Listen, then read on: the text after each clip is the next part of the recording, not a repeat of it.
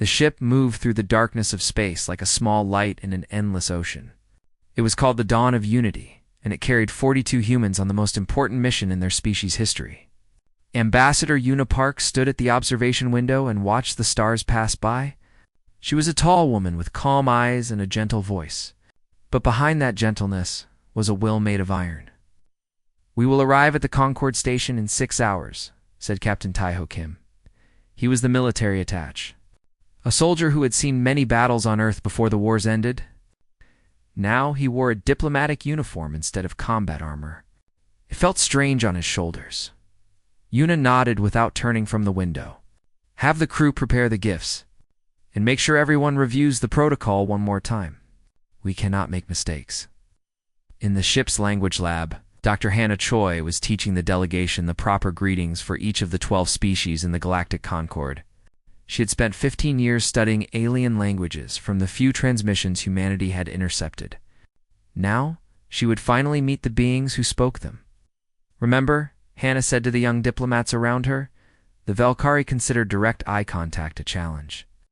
"Look at their chest when you speak. The Morith prefer silence between sentences. Do not rush your words with them." The young diplomats listened carefully. They were nervous. They were excited. They had no idea they were flying toward their deaths. The Galactic Concorde had ruled the Orion Arm for 6,000 years. 12 species had come together long ago to create a government of peace and trade. But peace did not mean equality. The Valkyrie had founded the Concorde, and they had never let the other species forget it. They were tall beings with gray skin and 4 arms. Their eyes were black and cold, and they looked at other species the way humans once looked at insects, when humanity discovered faster than light traveled 50 years ago. The Concorde had watched with mild interest.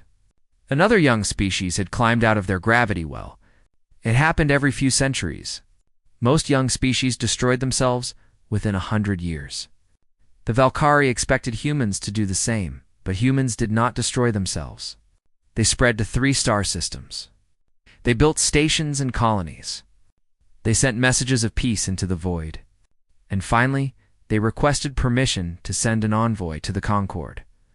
The Valkyrie granted permission.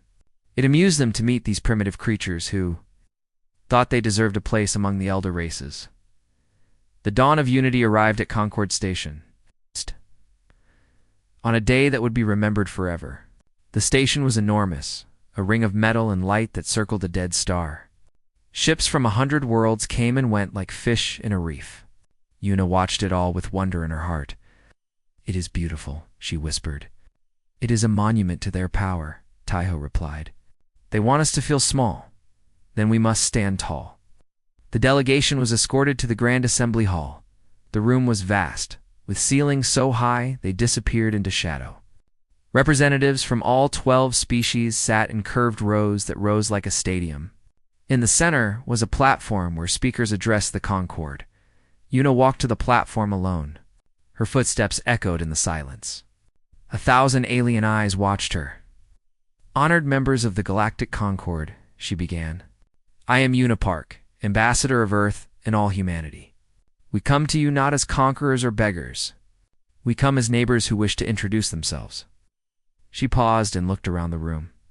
Some species leaned forward with curiosity. Others looked bored. The Valkyrie representative, a tall male named Vorath, smiled with all 3 of his mouths. It was not a kind smile. "We know that we are young," Una continued. "We know that we have much to learn. But we also know that we have much to offer. Humanity has survived great hardships. We have fought wars that nearly destroyed us, and we chose to stop. We chose peace. We chose to reach for the stars instead of each other's throats." She held up her hand. In her palm was a small seed. "This is a seed from an olive tree.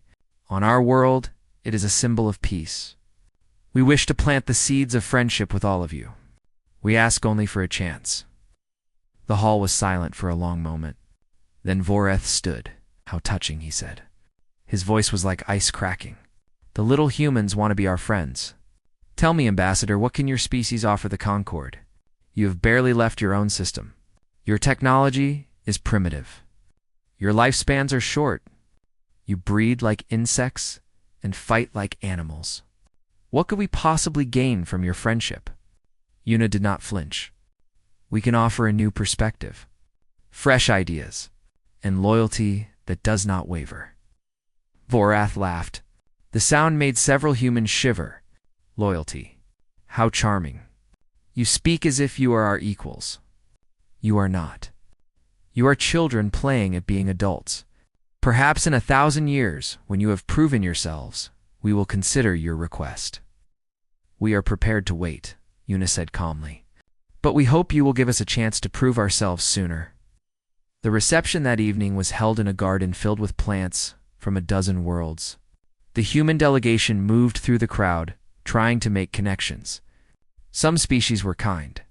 The Morith, gentle giants, covered in soft fur, seemed genuinely interested in learning about Earth. The Sylvani, beings of light and crystal, asked beautiful questions about human music, but the Valkyrie kept their distance. They whispered among themselves and pointed at the humans. Several young Valkyrie made rude gestures that Hannah pretended not to understand. They hate us, Taiho said quietly to Yuna. We should leave. Cannot leave after one bad meeting, Yuna replied. Change takes time. She did not know that time had already run out. The attack came without warning.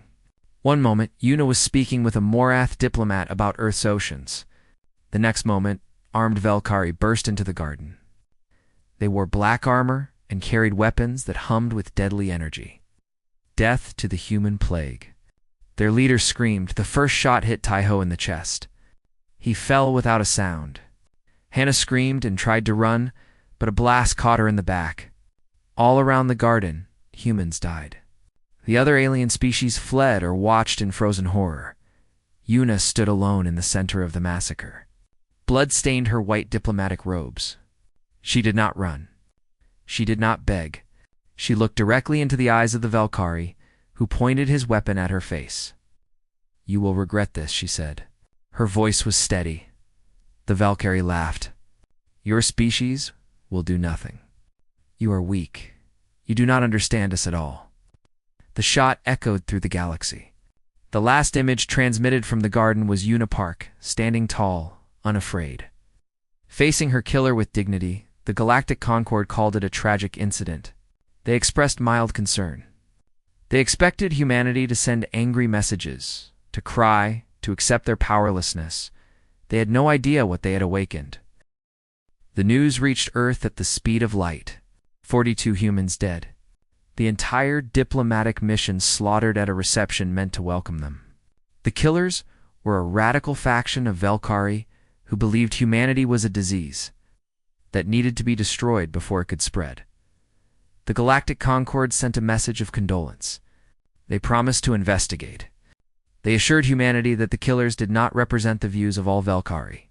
Then they returned to their business and waited for the humans to accept their grief. On Earth, the reaction was unlike anything the planet had ever seen. There were no riots. There were no calls for immediate war. Instead, something far more dangerous happened. Humanity went quiet. Director Minho Beek stood before the United Earth Council in an underground bunker. He was an old man with white hair and eyes that had seen too much suffering. He had lived through the last war that nearly ended human civilization. He had helped build the peace that followed. Now he watched that peace transform into something harder and colder. We have two choices, he said to the council. We can accept what happened and move on. We can tell ourselves that revenge will not bring back the dead. We can be the peaceful species we have tried to become. He paused. Or we can show the galaxy what happens when you harm our people. The council member raised her hand. Director, if we attack the Valkyrie, the entire Concord will turn against us. We cannot fight 12 species. Minho nodded slowly. You are correct. A direct attack would be suicide. That is why we will not attack. Not yet. First, we will prepare. And when we are ready, we will not seek destruction. We will seek something far more powerful. What is that? The council member asked. Justice, and the strength to demand it. The council voted unanimously to begin Protocol Requiem. For 3 months, Earth went dark. No transmissions left the solar system. No ships launched. The communication arrays that connected humanity to the rest of the galaxy fell silent. The Concorde sent messages asking for response. They received nothing. At first, the galaxy laughed. The Valkyrie joked that the humans were hiding under their beds, crying for their dead. Other species felt pity. The poor young race had learned a harsh lesson about the galaxy. Some elder races, those who remembered ancient wars, grew uneasy. Silence from a wounded enemy was never a good sign. On Earth, every factory shifted to war production. Every laboratory focused on weapons and ships. Every able person contributed to the effort. The old divisions that had plagued humanity for thousands of years dissolved like morning fog. There were no more nations fighting for resources. There were no more political parties arguing about power. There was only humanity. United by cold and patient anger, Admiral Salmon Lee was pulled from retirement to lead the first expeditionary fleet. She was 63 years old. With gray hair cut short and a scar across her left cheek from a battle she never spoke about, her reputation was legendary. She had ended 3 wars without losing a single ship under her command. Her enemies called her the Ghost because her strategies were impossible to predict. "I do not believe in revenge," she told her officers on the first day. "Revenge is hot and blind and stupid. What we will do is different. We will make them understand the cost of their choices. We will show them what we could do if we wanted to, and then we will demand what is right." Her officers looked at each other with uncertainty. They had expected a speech about blood and fire. Salmon smiled. It was not a warm smile. The most terrifying thing in the universe is not a savage beast. It is a thinking enemy who chooses not to destroy you when they could. Remember that. In a training facility on the dark side of the moon, Lieutenant Jeho Kong ran through combat simulations until his muscles screamed. He was 24 years old. His sister Minji had been a translator on the Envoy. She had been excited to meet aliens for the first time. She had sent him a message just before the reception, telling him how beautiful the station was. That was the last message he ever received from her. Jeho T did not cry when he learned of her death. He did not scream or break things. He simply walked to the recruitment center and volunteered for the Special Operations Unit. The hardest training, the most dangerous missions. He wanted to be the one who brought the killers to justice. "You want revenge?" his commanding officer said during the interview. Jeho shook his head. "No, sir. Revenge would be killing them. I want to drag them before a court and make them face what they did. I want the galaxy to watch them answer for their crimes. That is not revenge. That is justice." The officer stared at him for a long moment. Then he smiled. "Welcome to the team." Shipyards worked day and night. New designs emerged from human engineers, improvements on alien technology that had been studied in secret for decades. The Concorde believed humans were primitive, but they had underestimated something important. Humans were fast learners. When they found broken alien ships drifting in space, they took them apart and figured out how they worked. Then they made them better. The new human warships were not larger than Valkyrie vessels. They were not more heavily armored, but they were faster, more precise, and designed for a kind of warfare the galaxy had never seen. They were made not for destruction, but for surgical control. On day 90, Director Minho stood before a screen showing 300 warships in formation. Each one was crewed by volunteers who had trained without rest for 3 months. Each one carried weapons that could destroy a planet. And each one was commanded by an officer who understood that their mission was not to kill. "Are we ready?" Minho asked. Admiral Soman appeared on the screen. Behind her, the bridge of her flagship hummed with activity. "We are ready, Director. Remember the mission, Admiral? We are not conquerors. We are not murderers. We are better than that." Salman nodded. "We will show them what humanity truly is, and they will never forget." On day 91, 300 human warships emerged from hyperspace near the Valkyrie homeworld. The silence was over. Across the galaxy, beings of 100 species watched their screens with shock. The primitive humans had built a fleet in 3 months. The humans, who were supposed to be crying in their corners, had come to the heart of Valkyrie space. The Valkyrie. Defense Command laughed when they saw the human ships. 300 vessels against their mighty armada? Against the orbital platforms that had protected their world for 1,000 years? It would be a slaughter. They stopped laughing very quickly. The human fleet did not attack. They moved with perfect coordination, like a single organism. They targeted the defense platforms with precision that should have been impossible. One by one, the platforms went dark. Not destroyed, disabled. Every shot hit exactly where it needed to hit. No explosions, no deaths. Just systems failing and power grids collapsing. In 4 hours, the entire planetary defense network was offline. The Valkyrie homeworld lay exposed, and the human fleet simply stopped. They waited at the edge of the system like wolves that had caught their prey and chosen not to bite. "Admiral," a summons voice broadcast on every frequency, "we did not come to destroy you. We came to show you what we chose not to do.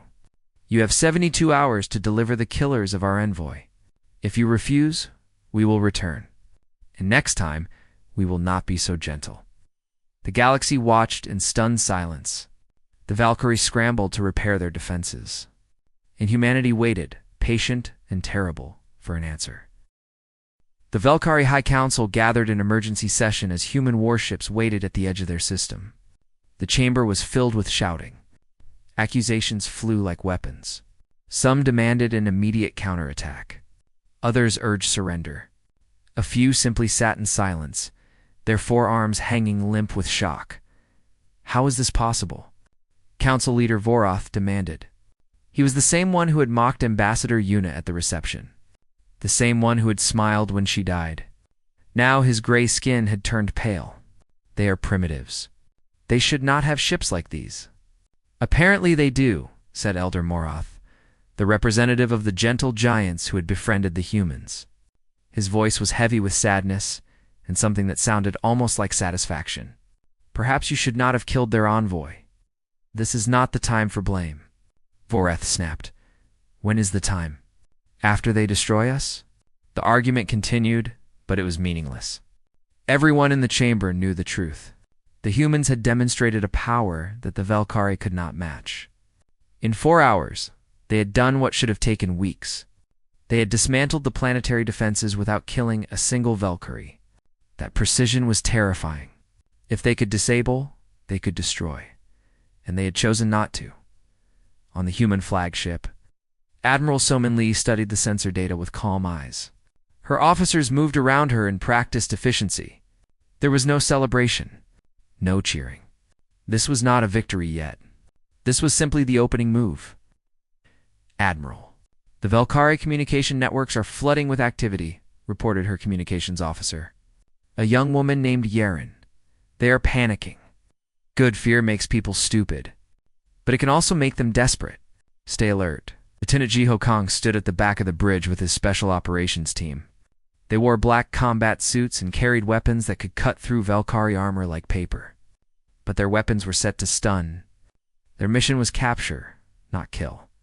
How long until we go in? Asked Sergeant Dong Yoon, Jiho's second in command. He was a large man with a shaved head and gentle eyes that seemed wrong on someone so deadly. We wait for their answer, Jiho replied.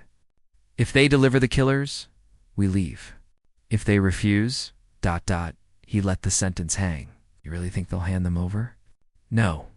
The Valkyrie are too proud. They will refuse. And then we will take what we came for. Back on the Valkyrie homeworld, the radical faction that had killed the human envoy was already trying to escape. Their leader, a fanatic named Korvax, had expected praise for his actions. Instead, he found himself hunted by his own people.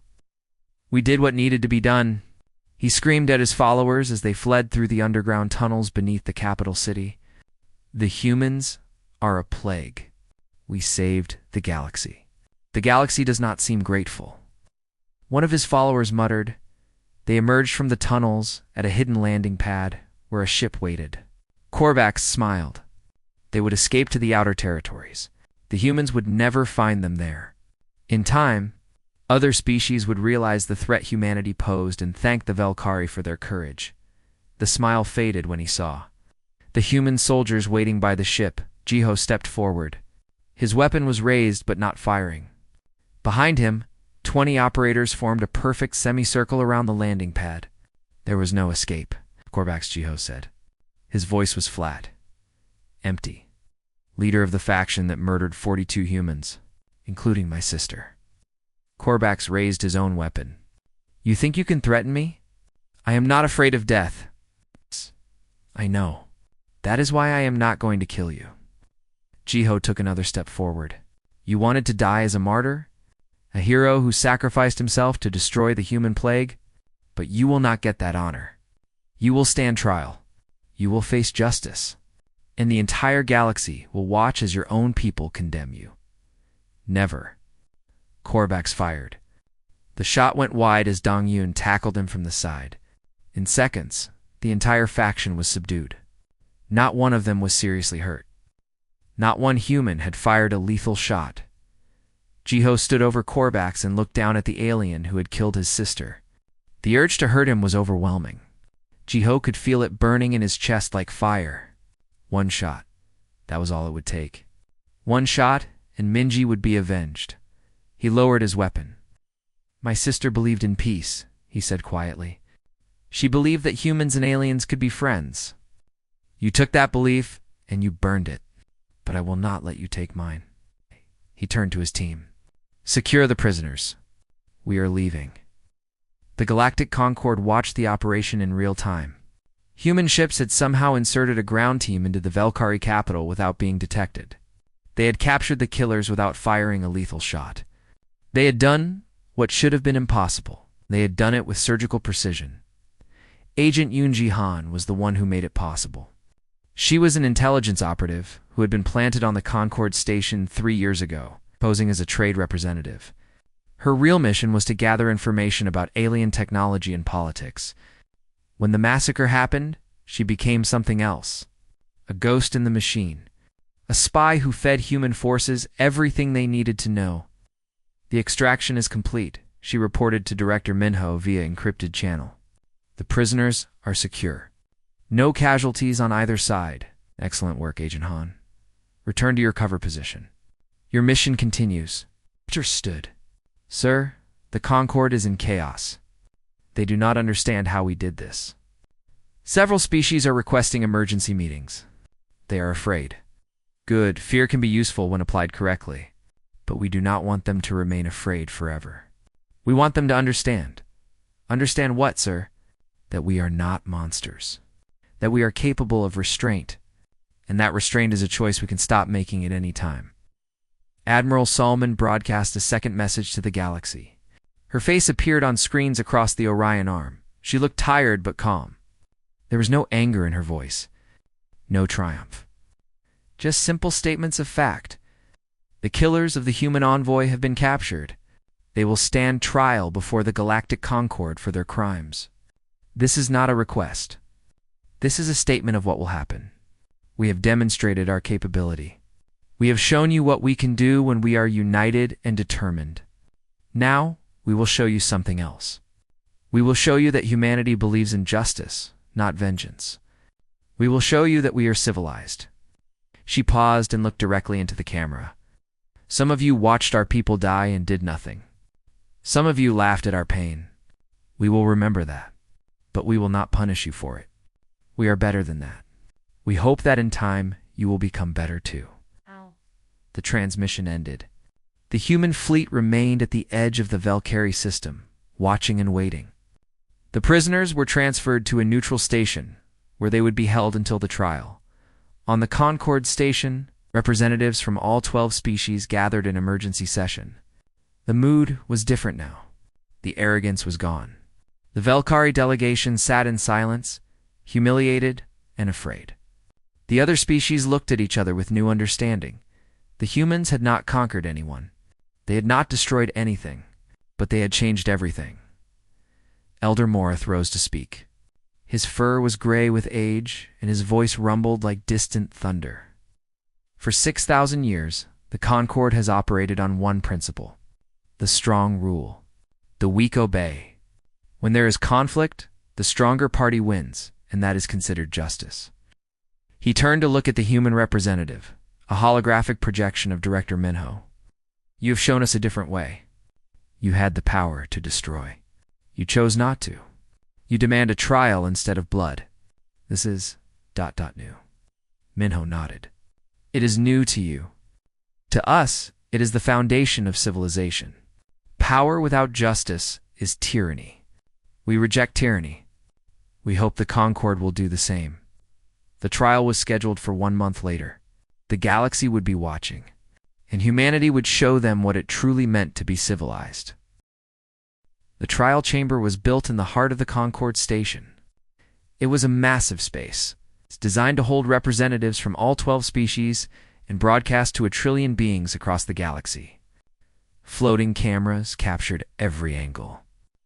Translation systems converted the proceedings into 1,000 languages. Nothing like this had ever happened before. Prosecutor Doyon Sheen stood at the center of the chamber, a small human figure surrounded by giants and creatures of light and beings that defied description. He was 60 years old, with gray hair and sharp eyes that missed nothing. Back on Earth, he had been a judge in soul. He had spent his life believing in the power of law. Now he would test that belief against the galaxy. Honored members of the Concord, he began, his voice amplified to fill the vast space. We are here today not for revenge. We are here for justice. There is a difference, and that difference matters. The prisoners sat in a containment field at the side of the chamber. Korvax and his followers, 37 Valkyrie, who had participated in the massacre. They wore restraints that glowed with soft blue light. Some of them looked defiant. Others looked broken. Korvax simply stared at the floor with empty eyes. On the day of the massacre, Doyon continued, 42 humans came to this station in peace. They carried no weapons. They made no threats. They asked only for a chance to prove themselves worthy of friendship. He paused, letting the silence build. They were murdered, shot down like animals at a reception meant to welcome them. Their crime was being human, nothing more. He activated a holographic display. Images appeared in the air, showing the faces of every human who died. Yuna Park, Taiho Kim, Hannah Choi, all 42 smiling in their official portraits. These were our people, scientists and diplomats, soldiers and translators, young and old. They believed in the possibility of peace. They died for that belief. A Valkyrie representative rose to object. This is emotional manipulation. The prosecution is trying to sit down, said Elder Morath, his voice rumbling through the chamber. You will have your chance to speak. Let the human finish. The Valkyrie sat, glaring with hatred at the humans. Doyon nodded his thanks and continued. We have evidence that the massacre was planned weeks in advance. We have communications between the killers discussing their intentions. We have proof that the Valkyrie security forces were ordered to stand down during the attack. And we have testimony from witnesses who saw Valkyrie officials watching the massacre and doing nothing to stop it. The chamber erupted in noise. Accusations flew between species. The Valkyrie delegation shouted denials. Doyon waited patiently for the chaos to subside. Let me be clear, he said, when the chamber finally quieted. We are not putting the entire Valkyrie species on trial. We are putting these specific individuals on trial for their specific crimes. But we ask the Concord to acknowledge a simple truth. This was not a random act of violence. This was allowed to happen. Some among you knew it would happen and chose to look away. The next 3 weeks of testimony revealed the full scope of the conspiracy. Intelligence reports showed that the Valkyrie High Council had received warnings about the radical faction. They had dismissed those warnings. Some had even expressed quiet approval. Let the humans learn their place, one council member had written in a private message. A few dead diplomats will teach them not to reach above their station. Agent Young Ji-han testified via secure hologram. Her identity remained hidden, her face blurred and her voice altered. She presented evidence that human intelligence had gathered over years of secret observation. Financial records showing funding for the radical faction. Communications proving foreknowledge of the attack. Everything documented, verified, undeniable. The Valkyrie defense tried to discredit the evidence. They claimed it was fabricated. They argued that humans had no right to demand justice from species that had ruled the galaxy for millennia. They fell back on tradition and pride. It did not work. Commander Jiho Kong was called to testify about the capture operation. He stood straight and spoke in a clear, calm voice. He described the mission in precise detail, how they had infiltrated the capital, how they had surrounded the killers, how they had captured them without lethal force. Why? Asked the Valkyrie defense advocate. Why not simply kill them? Would that not have been easier? Jiho was silent for a moment.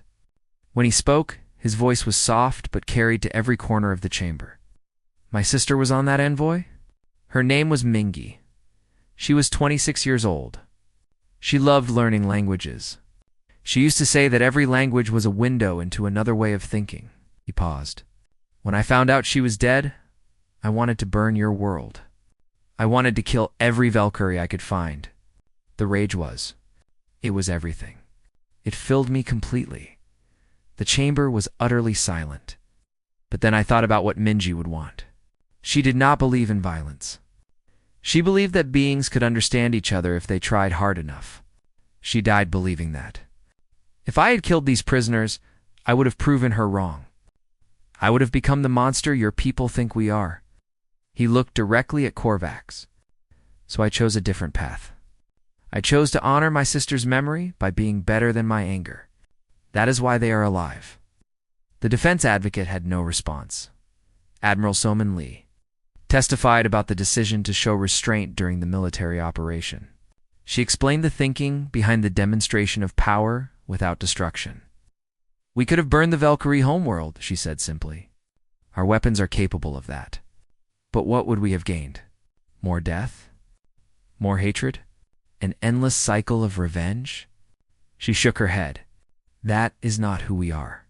We are humans. We have spent our entire history learning to be better. We have made terrible mistakes. We have committed terrible crimes against each other. But we have also learned from those mistakes. We have built systems of justice to prevent them from happening again. That is what we offer the galaxy. Not destruction. Growth. The closing arguments lasted an entire day. Prosecutor Doyan spoke for 3 hours, laying out every piece of evidence, every testimony, every undeniable fact. The defendants are guilty, he concluded. That is not in question. What is in question is whether this Concord has the courage to admit it. For 6,000 years you have operated on the principle that might makes right. The strong do what they will, and the weak suffer what they must. But today, humanity offers you a different principle. Justice makes right. Accountability for all, regardless of power. The law applies equally to everyone, or it applies to no one. He turned to face the full assembly. We are a young species. You have called us primitive. You have called us animals. You have watched our people die and done nothing. But we are still here. And we are still asking for the same thing Ambassador Yuna asked for on the day she died. A chance. A chance to prove that there is a better way. A chance to show that civilization means more than power. The verdict came the next day. Guilty on all charges, the prisoners were sentenced by their own people, a Valkyrie forced to condemn their own radicals under the weight of undeniable evidence and galactic pressure. But the trial was not over. Admiral Soman requested permission to address the Concord one final time. The guilty have been punished, she said, but justice is not complete. The Concord allowed this to happen. Not through action, but through inaction. Through indifference. Through a belief that some species matter more than others, her eyes swept across the assembly. We could demand reparations. We could demand concessions. We have the power to demand many things. Instead, we demand only one thing: change. She activated a holographic display showing a document. This is a proposal for a new charter. One that protects young species from exploitation. One that establishes true equality among all members. One that creates consequences for unprovoked aggression. She paused. We are giving the Concord a choice. Reform and humanity will be your partner in building a better galaxy. Refuse, and we will leave. We will build our own alliances with species who share our values. and we will never forget how you treated us." The chamber was silent. No one moved. No one spoke. Then Elder Morath rose slowly to his feet. "I vote yes," he said. "It is time for change." One by one, other species joined him. The vote was not unanimous, but it was enough. The galaxy would never be the same. 5 years passed. The galaxy changed in ways that no one had predicted.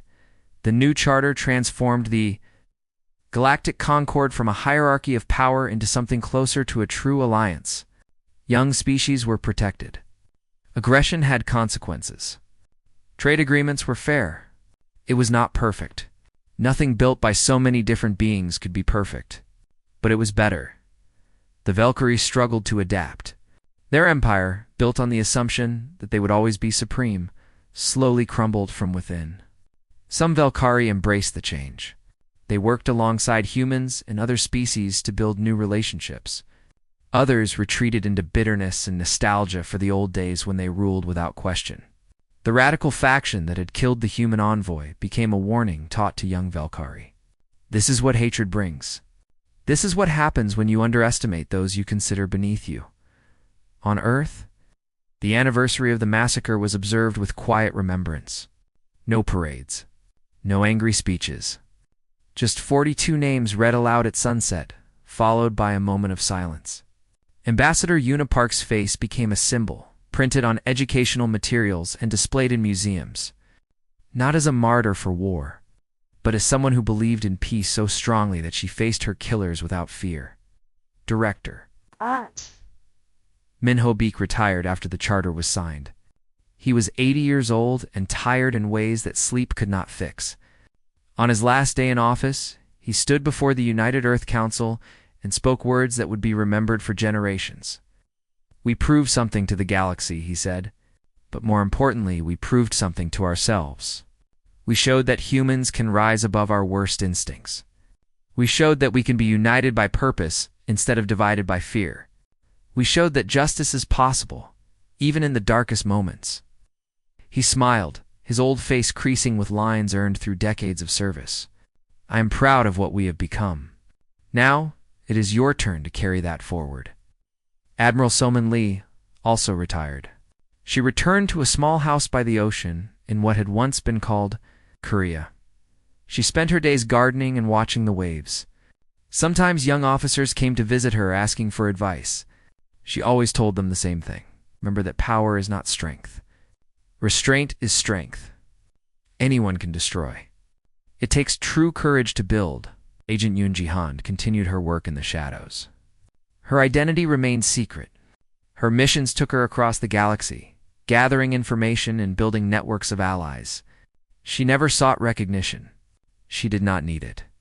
She knew what she had contributed, and that was enough. Lieutenant Ji-ho Kong rose through the ranks to become Commander Ji-ho Kong. He was one of the most respected officers in the human military. He specialized in operations that required precision and restraint. His teams captured criminals and rescued hostages across a dozen star systems. They had a perfect record. No unnecessary deaths. No collateral damage. Every mission completed with surgical precision. He still thought about Minji every day. He kept her photograph in his quarters next to a small plant that she had given him before she left for the Envoy mission. The plant had almost died during the 3 months of silence, when he had been too focused on training to care for it. But it survived. Grew.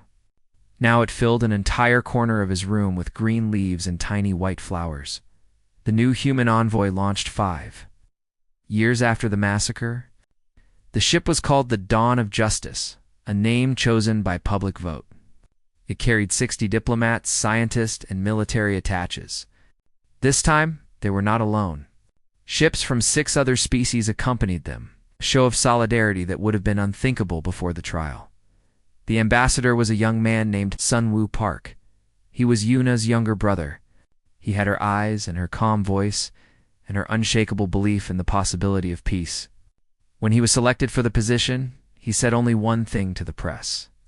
"My sister showed me what courage looks like. I hope to be worthy of her example." Commander Ji-ho was assigned as the Envoy's chief security officer. He did not ask for the position. he was ordered to take it. When he reported to Sunho on the first day, the ambassador smiled and extended his hand. "I have read your file, Commander. You captured the people who killed my sister." "Yes, sir." "You chose not to kill them." "Yes, sir." Sunwoo's smile deepened. "That is why I requested you specifically. I need someone who understands that strength and cruelty are not the same thing." The arrival at Concord Station was broadcast across the galaxy. Billions of beings watched as the dawn of justice docked at the same platform where its predecessor had met such a terrible end. The garden where the massacre had occurred had been rebuilt and renamed the Garden of Remembrance. 42 trees from Earth grew there now, one for each human who had died. Sunwoo walked through the station with his head held high. Alien representatives lined his path, not with hostility, but with respect. Some even bowed. The Velkari delegation stood apart, their expressions unreadable. But they did not threaten. They did not mock. They had learned. The formal reception was held in the Grand Assembly Hall. Sunwoo stood on the same platform where Yuna had spoken 5 years ago. He looked around at the gathered representatives and felt the weight of history pressing down on him. "Honored members of the Galactic Concord," he began. 5 years ago, my sister stood where I stand now.